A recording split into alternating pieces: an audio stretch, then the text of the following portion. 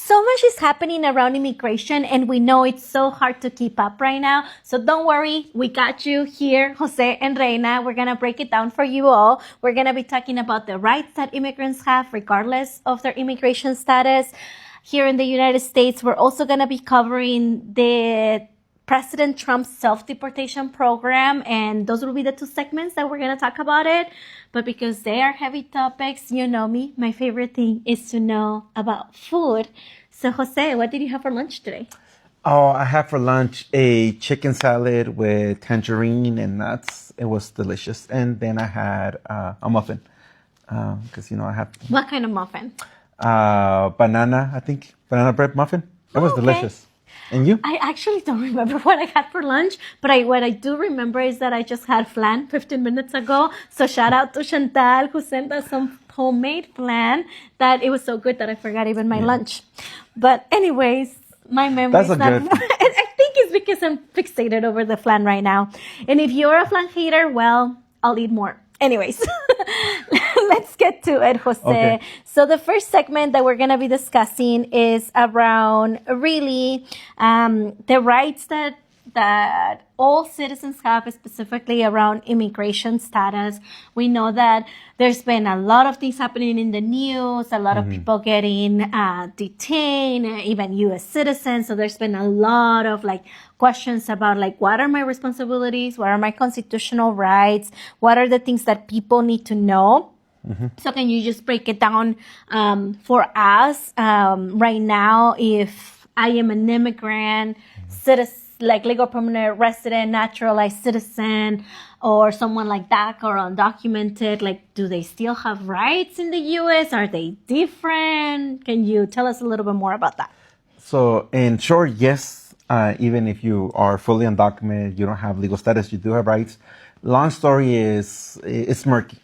And the reason I say murky, there's hundreds of years of precedent here in the U.S., multiple cases where the rights have been affirmed of United States citizens who live abroad, but also even undocumented folks who are considered to be living in the U.S. So there's always been the murky side is whether it's on the border, for example, there are cases where immigrant try to come in through Ellis Island, and typically they would consider that to be outside, so they don't have the same kind of rights. But if you're in the U.S., you're supposed to have the rights. However, in practice, we have seen it with the Trump administration currently around mass deportations, that is sort of not really true. And they have gone through executive order and emergency clauses where a lot of folks have been detained, deported without due process. And I think that's the biggest concern that a lot of American citizens have, a lot of immigrants that are in different immigration status have around the due process. So something that you all should know is that people still have the right to remain silent. People are still entitled to a due process, even if you were not born in the U.S.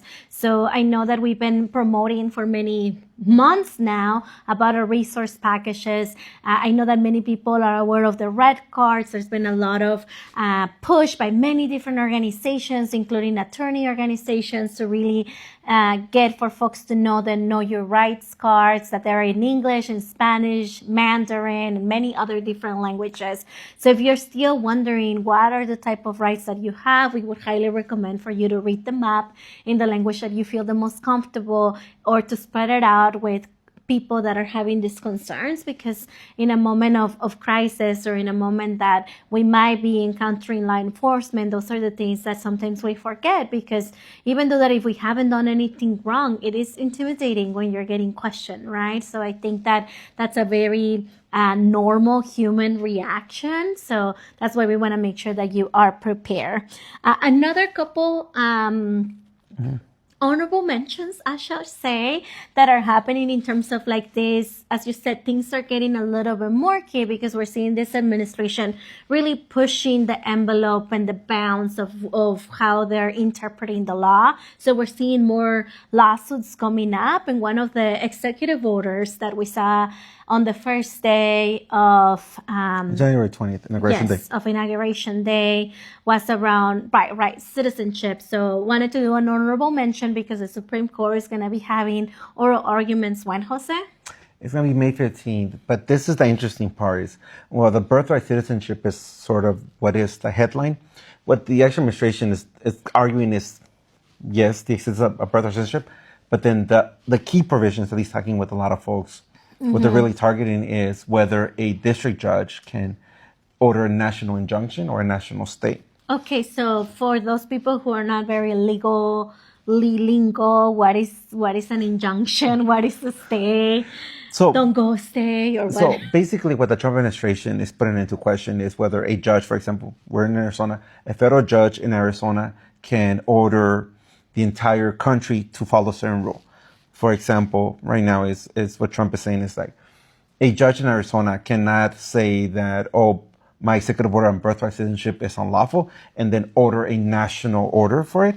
It has to go through the courts, it goes to the district, and then the Supreme Court can order it. They're trying to limit the judges or the judicial what can be done and what can't be done. And this is problematic because that's the reason why the founding fathers of the U.S.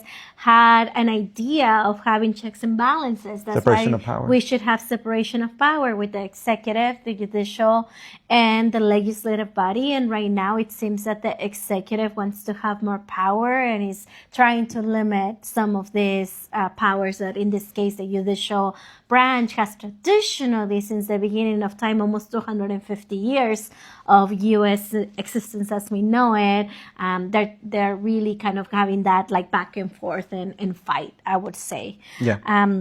Well, moving into it, more to come. We're going to be a little nerds following that because we care deeply about our community, and we're going to be tuning in on May 15th. So we'll give you updates as it comes. We're going to move into the other topic that we were going to be discussing, which is the Trump administration self-deportation program. So what we were hearing a little bit, we started seeing that there was a big ads happening all over, from radio to TV, really having the Department of Homeland Security encouraging people to self-deport. And this time around, they're saying that they're going to even be able to provide some money, some cash, and a plane ticket for you to leave the U.S. So then you can go back and then you can come back legally. We know that it's not as easy, that you can trigger a 3 and a 10-year bar. Every case is different. But what do we know about this, Jose? Yeah, so there's two separate things. One of them is a program that is funded congressionally through DHS, where they have, if you open up a USCIS account, specifically the number one message is that like around self-deportation. They're doing videos and audio ads encouraging people who are undocumented to self-deport.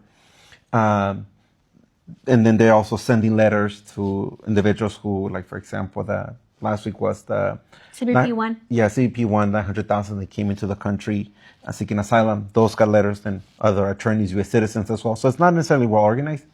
This other program you're talking about, something that Trump basically talked on a whim, which well, that's the issue with President Trump, is that he thinks something is said, he says that it's not well thought out, there's actually no mechanism behind it, and then people get confused if it's going to be implemented or not, because basically what he said is that, oh, we'll provide a plane ticket and some stipend for you to leave the country. The program doesn't exist to our knowledge, but it's something that he said in an interview, and people are confused. What does this mean?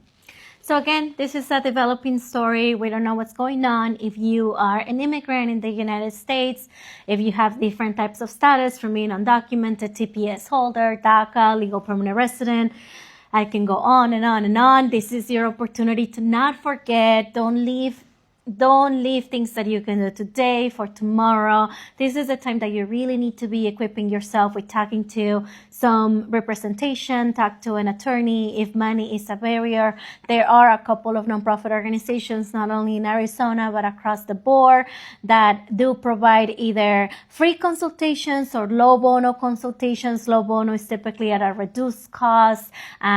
Typically the consulates from the Mexican, the Guatemalan, usually they have partnerships with attorneys. So don't let money be a barrier for you to get some sort of support, a screening, because you might be qualified for a specific type of immigration relief, this is the moment that you should be equipping into that. And don't forget that we at Aliento have provided a lot of comprehensive resources. Providing resources is not against the law, so you can go to alientoac.org/resources.